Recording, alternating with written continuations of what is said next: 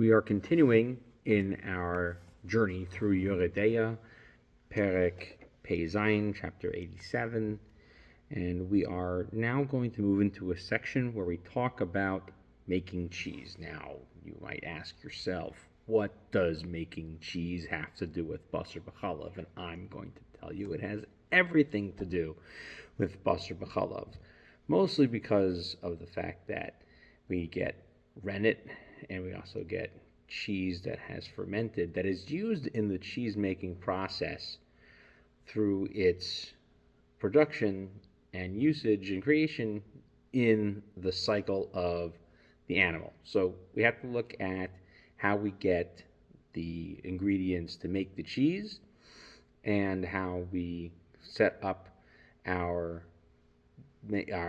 utensils and what is our vessels in which we can make cheese, proper solid cheese. Okay, and so we're going to be going through the Seifim Tes through Yud Aleph, and we're going to start with Tes. And let's go through the halacha, and we're going to go through some of the terms that we will use continuously while discussing the cheese making process. Okay, so first of all, the halacha is, so we're in Pei Zayin Tes, chapter 87, halacha number 9. So, chalav hanimsa b'keva, the milk found in the stomach. Okay, we're going to talk about how it got there in a second. All right. Eino chalav umutar levashal bo basar. Okay, milk found in the stomach is not considered milk, and it is permitted to cook meat within it, afilu b'tzalul shaba. Okay, even with the clear part of it. Okay, so that's the first halacha brought in the Mechaber, and then the second one is v'yesh mi she'oser, and there are those who say you may not. And the Rama adds v'chein nohagin, and that is our custom. So we see here that if you slaughter a calf and it had been drawing milk while still young, and you find it in the stomach, the keva, which we'll talk about in a second, there is a difference of opinion as to whether or not this is considered milk. So let's go into the halacha, and from here we'll understand why it's important to know whether or not it's considered milk.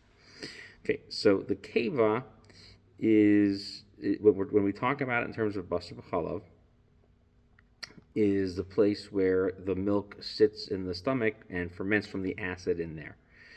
Okay, it is used as a ingredient in the cheese making process, and we're going to be concerned that when the calf has drawn in some of the milk, where did it get the milk from? Okay, and we're going to see what this concern is in the Talmud over here in a second, in the sources in the Gemara. The other thing to consider about is the actual keva itself. Okay, the keva is covered by it has two skins, and the first one is the Yoreh keva, so the outside layer. It's covered by a thicker derma than the rest of the organ itself. So that part of it is considered meat. Okay, we're going to talk about that. Okay. However, the question is whether or not it's a problem of giving flavor when we're using it in the cheese process, or if it's just the fact that it's meat and it's something that's considered a thing that caused the cheese to coagulate. The process of turning the proteins in the milk itself into a different form to make it solid. It basically turns different structures of the proteins to go from liquid to a solid. Okay, and so that is the question, and especially if we're going to use kosher ones or non-kosher ones. So, the kosher ones are a basar b'chalav problem, and if it's not kosher, it's a problem of basar b'chalav. Kosher ones are a question of basar b'chalav, and non-kosher ones are a question of treifus. Okay, so the Mishnah says this explicitly. Okay, so we're back in Chulin again. We're on page 116A. So it says the stomach from of a cow of a non-Jew or one that was not kosher, this is prohibited. This is the word of the Mishnah. Someone who makes cheese in the skin, with the skin of the stomach from it, that cheese is acceptable. And if there is enough of it there to add flavor to the milk, now it's prohibited. A kosher animal that draws in milk, that nurses from an animal that is a treifa, meaning it has a wound that would cause it to die, whatever those could be. It could be a shattered femur. It could be along the hip that the ligaments that attach the greater trochanter to the hip of the animal have decayed. Things like that are all considered treifa. So that animal that drinks from it, then its stomach becomes prohibited. However, the converse case, where if the baby is the treifa, right, and it imbibes milk, it nurses milk from a kosher animal, its stomach would be prohibited. Why? Because the milk that collects in its insides. So Rashi says, what's the keba? Okay, so this is referring to not actually the thing itself, but to this coagulated milk that has collected inside of it, mixed with the stomach acids and so on. So the Gemara goes in depth into the Mishnah, and it says, so Gemara first asks, why do we have two cases of a non-Jewish person who slaughtered an animal and an animal that's considered a nevela, meaning it's someone killed it with not a proper shechita? Okay, so here's what the Gemara says. Here's what we're talking about. So we're concerned that the calf has nursed from a non-kosher animal altogether. So how is it different than the later case of where it has nursed from a treifa, where the animal has a wound associated with it, and we're not worried about that?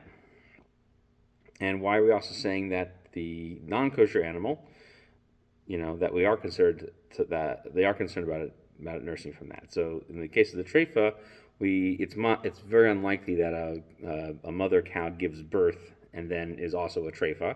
That's highly unlikely. However, finding a non-kosher animal to nurse from is much more likely. So it is. So why won't we worry about any of our cows and any of our cattle doing the same thing? Well, right. So one of our cows will wander over and find a camel somewhere and nurse from it. All right. So we don't have those animals around us. Okay. So we don't have the camel. We don't have the mixing around. We don't let them do the mixed nursing. Right. No mixed nursing. Okay. And when we see them around, we move them away from each other. So the rabbis made no laws about that. However, but in those herds, by the non-Jews, hey, they're all mixed together. So the rabbis said, there's gonna be a problem there. Shmuel has a different approach than what the Gemara has said. He says it's really all one thing. The stomach of the shechita of the animal that was shechted slaughtered by a non-Jew, that's an avela. Okay. So if a non-Jew slaughters a kosher animal, that animal is now legally considered nevela. So does Shmuel say this? We see Shmuel says, why do they prohibit the cheese of non-Jews? Because they used to use the skin of the stomach of an animal that it was nevela. But here we're saying that the keva itself should be permitted. And that seems to contradict our Mishnah. So the Gemara says, no, one is before he reviewed the laws, and the second is after he reviewed the laws. Okay? So what does that mean? So Rashi goes on a long explanation on what this all means. So the Gemara is quoting a section from the Gemara in Avodah Zarah that says that Rabbi Yishmael and Rabbi Yeshua were taking a walk, and they wanted to know why the cheese of non-Jews was prohibited by the rabbis. And so that's where the statement of, because they use the outside derma of the nevela, and which is really because they leave it in the inside of the stomach of the nevela with the coagulated milk that has been left in there that mixes with the acids of the stomach. He's like, okay, well, we find that the stomach of an animal offered as a sacrifice is stricter than that, and we see that a Kohen who wanted to eat that could eat that. Okay, so he says, all right, so because the calves were brought up to Avodah Zarah, okay, so that means that Shmuel doesn't agree that they were brought up to Avodah Zarah, because it's not a kevas. Because when he says a kevas nevela, it sounds like it's not a part of the animal itself. And the prohibition is because it's part of being offered to an idol. And so anything that would be considered, so even though we say it might be considered an organ that would be considered too disgusting to eat, and someone ate it, it wouldn't be included in the prohibition of eating it, we say otherwise. Okay? So therefore, this Mishnah has to come before they reviewed all the laws, and that's why they prohibit it. And now, when Shmuel says that the outside lining of the keva is prohibited, and the inside of it, the stomach side of it itself, is permitted, so this is talking about after having reviewed the laws. And our Mishnah reflects that. Okay? So even they've reviewed that, the law didn't change, okay, but they didn't want to change it any further. So the idea was that they've changed their understanding of the ruling. Continuing in the Gemara. Okay, so the Gemara then says, what about an udder? The Gemara asks about the udder. So what about when you slaughter an animal, you have the udder? Okay, so we say if there's milk still in the udder, that's permitted. But in the stomach, okay, if you leave the milk in the stomach, that's prohibited. So what's the difference between this? So the difference is that the udder, the milk is still trapped inside of it itself, whereas the milk is not trapped inside of the stomach itself. So that seems to imply that the stomach is meat. So Rashi makes a statement, is that if you had the stomach of a young animal, like a young sheep or a calf, okay, and they nurse the milk into their stomach, and so when the milk comes out of the udder of the animal into the stomach of the baby animal, okay, and so in those situations, it's not considered inside of it, okay, because it's already left the teat of the mother, okay, and it's not considered absorbed inside of it. So therefore, that's considered the difference between not being milk and being milk is when it has left. However, the Rashi points out that we still need to remove that milk anyway rabbinically, so this question was more about what will the Torah prohibit. So the Gemara continues. So we see over here again that the stomach itself is considered like meat. Okay, so how are we going to make cheese from it? Which is what the question is. So the Gemara continues, and it says, so Rabbi Chia bar Abba says in Rabbi Yochanan that one may make cheese inside of the stomachs of these non-kosher animals, but you may not use the stomach of the animals that have been slaughtered for the purpose of idol worship. And the halacha is you may not do that. You may not use the outside of the stomach from a nevela. However, you may use the inside of it, and you may use the inside of an animal slaughtered to idols. Okay, and you may also use the other one. You may use other ones, the inside of other ones as well. Okay, and so therefore it's considered it's not considered real meat or real food. So what we see here clearly is that the general scope of this Gemara is that after having reviewed all the laws, one would be permitted to use the interior of the stomach to leave cheese in there, to leave milk in there to turn into cheese. Okay? Because what we find is that this little area of the stomach, okay, and so on, is permitted. Okay? So that's what we're seeing over here inside of this law. Okay? Yeah. And we see there's a bit of a change in the Mishnah, but we're not going to go into that too much. That's interesting, but doesn't really practically affect our final halacha. So what do we see in the halacha? Well, what we see really is there are 4 approaches to this halacha. Okay, so the Rambam says that the stomach, which is cooked with milk, is and the milk was in it. So you slaughtered the calf. Okay, and there's milk left over in the stomach, is permitted because that's not milk. Okay, it's considered gross stuff. All right, because it gets changed in there, and the Rif accepts that as well.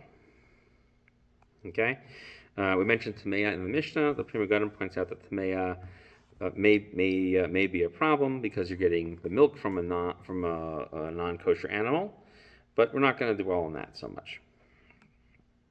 Okay, and so the Radbaz has a statement on it as well. The Shach does say that one shouldn't use the animal that was nursing from a non-kosher animal. Okay, and so to further that we shouldn't even use it even if the milk has dried up on the inside. Okay, the next opinion is Rashi. Okay, so you see the Rambam says that that's not a problem. Rashi says, okay, that this Rashi we didn't read it yet. This is the Rashi explaining what his custom is. Okay, he says, I permit using the stomach to make cheese as long as you don't add other milk from the outside to it. And that was my custom because that's what I thought the Gemara meant when we read the Gemara in Avodah Zarah. Okay, so that a Kohen would eat the inside of the Ola offering, which meant that it shouldn't be anything, right? It should be garbage, just like the Rambam says, right? No, he says that's not the case. It's milk. Why? Because our Mishnah says that if it nurses from a non-kosher animal, then it becomes prohibited. So it should be considered milk. Okay, and so therefore that's what Rashi says. So from according to Rashi, the milk inside of the stomach is considered milk. Okay, even though it's turned and it's crunchy and all that stuff now. So you can't put cheese into there. You can't put milk into there to make cheese. Other milk into there to make cheese. Okay, so that's Rashi's opinion. Okay. Third approach is that of Tosfos, and Tosfos says that this seems to be actually difficult in the Mishnah because of this problem. So Rabbeinu Tam says that there's a difference between the clear portion of the milk and the part that has become hardened. Okay, so the part that has become hardened is actually permitted, and the liquid part is prohibited. Okay, and actually, this opinion is brought down by the Rosh. Okay, and that's what he seems to imply. Okay, but it's what he seems to imply. So the Tosfos brings down also that the custom nowadays is to be more stringent and not to permit it, and not to use a stomach from a non-Jew if the non-Jew slaughtered the animal. However, if they've made one, they could permit the cheese that was inside of it, as long as you didn't salt the stomach itself. Okay? So we just don't like to do that. So therefore, according to Tosfos, he really agrees with the Rambam and the Rif. Okay, but the minhag is to be strict, like Rashi seems to say. Okay, so those are the 4 approaches in the Rishonim. Okay, so now the question is this a Torah prohibition or a rabbinic prohibition? Okay, so it seems to imply that it might be a rabbinic one based on what we learned from Rav, which was that if you have the udder and if you have the stomach, right? The stomach was the prohibited one. So Rashi said that the stomach was a little bit different because it's considered milk when it's inside of it. It's not considered milk when it's inside the udder. So the Pri Chadash points out that according to Rashi, especially since Rashi is strict, that it should be a Torah prohibition, and according to Rabbeinu Tam, he would disagree about the coagulated part of it, the hard, crusty part of it, not the liquid part of it. The Pri Tohar disagrees with that, and he says that it's only rabbinic, The Shar HaMelech, Aruch HaShulchan, the Ber Heitev, all disagree with that, and they have another approach. So they say that there's something there is really considered milk that came out from a slaughtered animal. So its prohibition of Basar Chalav is not a Torah prohibition, okay, because you found it after the animal had already been slaughtered. So if it needs to come out afterwards in order to be prohibited, okay, so that seems to be a different standard, okay, and so therefore that it is a only a rabbinic prohibition at that point, okay. So that's when it seems to be prohibited, okay. But there are still people who disagree with this, and so it goes back and forth. So therefore, the important thing is that it might be important to only prohibit it rabbinically. So in a case of great need, you can rely on all those people, the Shar Melech, the Aruch Shulchan, and the Pri Toar, and all those you mentioned, to be lenient, to treat it with where you could benefit from it, but not actually eat it. Okay. All right. So how does the Ramon Mechaber come out of this? So we see that the Mechaber prefers the Rambam's opinion, the Rif's opinion, and brings down the Rush and Tosfos and Rabbeinu Tam as the secondary opinion. Okay, and the Ramah says, no, we follow the second opinion. Okay, so that was in Halacha Tes. Okay, so what's also interesting is if we look at Halacha Yud as well. I'm sorry. If we look at there's an interesting thing, which is this issue is actually discussed in another place about things that come from animals that aren't kosher. So the Mechab and the Ramah have a similar dispute there. So in the case of where a kosher animal nurses from a non-kosher one, the milk inside of it is permitted. Okay, so that's what the Ramah holds. And then he also points out that there are those who prohibit it. And the Ramah consistently there says that that's the minhag. He says we're just not worried that these animals are going to nurse from non-kosher animals or an animal that has trephos on it. As long as you don't know that these animals are in the herd, you can assume that the milk should be kosher. Okay. And he also adds that the stomach of a treifa, right, where it has some type of injury to it, one should not use that to make cheese, okay, any part of it. And why? Because of Marasayan, okay, because it looks like you're eating something not kosher, and he brings that down from Achronim who lived later than Rashi, okay. But if you made it, he says that should be fine, which is consistent with Tosfos. Okay, so the first thing is that the Shach points out that the Mechaber seems to prefer the opinion of the Rambam. That's the general rule, and he points that out. Okay, however, the Kaf HaChaim says that he brings it is to basically say that even though the essential halacha is like the Rambam and the Rif, nonetheless. He doesn't choose them over that opinion, and so what he's saying is that you shouldn't be you shouldn't be lenient like them. However, you shouldn't be upset with people who do follow that lenient opinion. So he seems to say that you should take a more stringent approach to l'chachila. And there's one other Sfadi posek, the Zivchei Tzedek, who says that you should be strict for the clear section. Okay. Now, the Ramah says our custom is to be strict on this. So what does that mean? So he's saying, just like Tosfos did, that the minhag is to be strict because this doesn't look right to use these things for kosher food. The Taz adds over here is that the being strict actually is referring to using only the liquid part found in the stomach.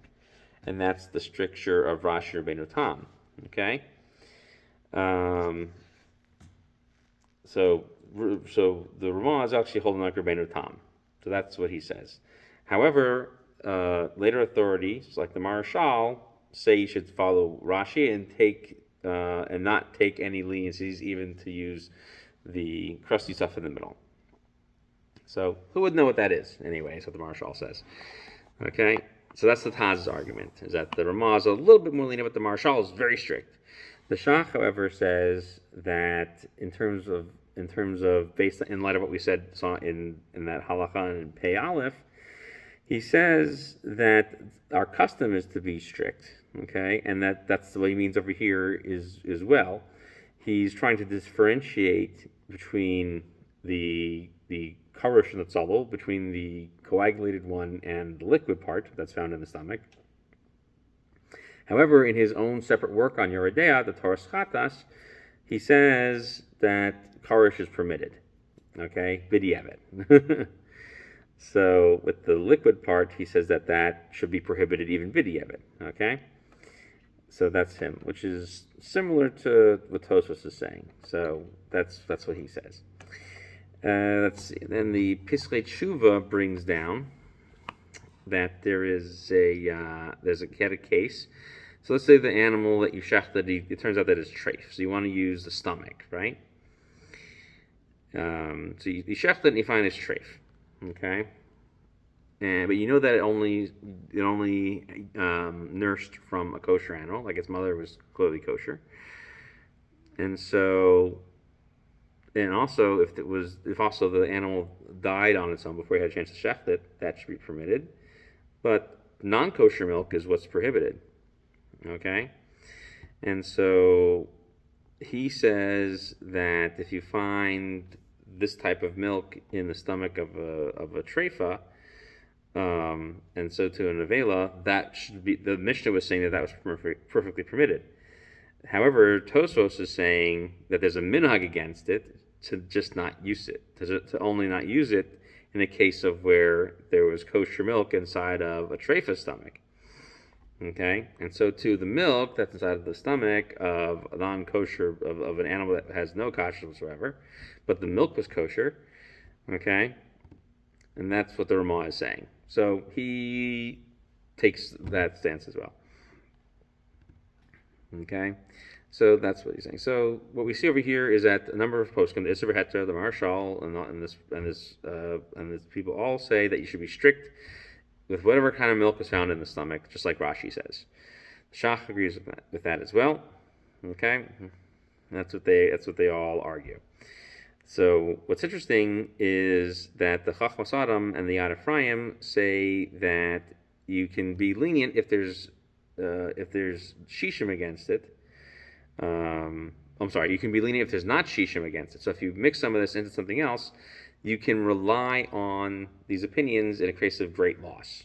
Okay, and the Shach would agree with that as well. That's what the Ramah would technically agree with as well. So we're not going to be lenient about it. So what does this mean for making cheese in this part of the animal? Now, why do we have to do that? Because we need this material in order to make the cheese. So it seems like the sugya that we read, that would be permitted to put cheese, okay, or make cheese in all types of different types of stomachs. So you could just take milk from elsewhere and pour it in, let it sit, and it churns and curdles, right, and makes a very nice cheese. Okay, and that what we're using is the milk that's found inside of the stomach and other parts of the digestive tract. Okay, that would be fine. Okay, and it also seems like it would be fine to use that to cook it with meat. Okay, so then we see in the Mishnah that there's things like the stomach from an animal offered to an avodah zarah and an animal that has been improperly slaughtered and died. These are prohibited. And then we also talk about the kosher animal that takes in milk from non-kosher animals. Those cases are not permitted. Okay, so that Mishnah doesn't apply. After Mishnah, we now say that it's always permitted. Okay, and all the other cases would all imply that it's permitted. So now, what does that mean? So we saw in the Rishonim that according to the Rambam and the Rif, that the sugya is teaching us that all the milk inside of these stomachs is always permitted and not considered milk, and therefore you could make cheese in them. Okay, and even to heat it up and to cook it with some of the meat. So it's a full permission on that. Okay, and so too that the stomach, on the inside of the stomach, is also not considered meat. That's the conclusion of the whole thing.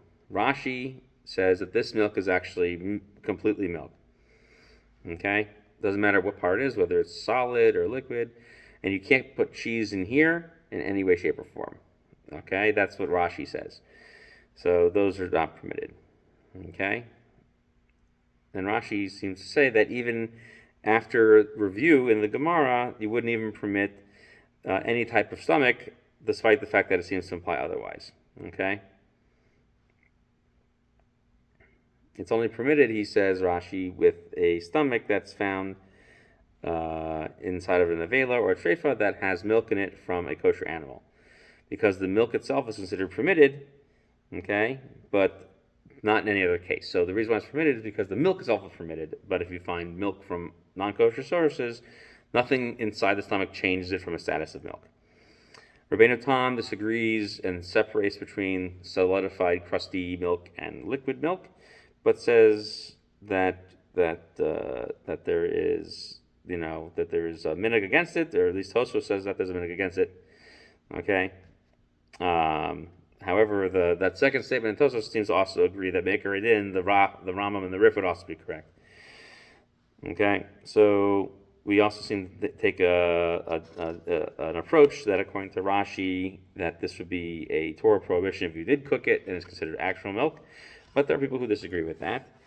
And so the main difference is that when you cook it, what we would say is that you would be lenient on this thing, behefs and ruba. Okay, in the case of great loss. We saw that from the Shar Melech, Naruch Shochan, and other poskim.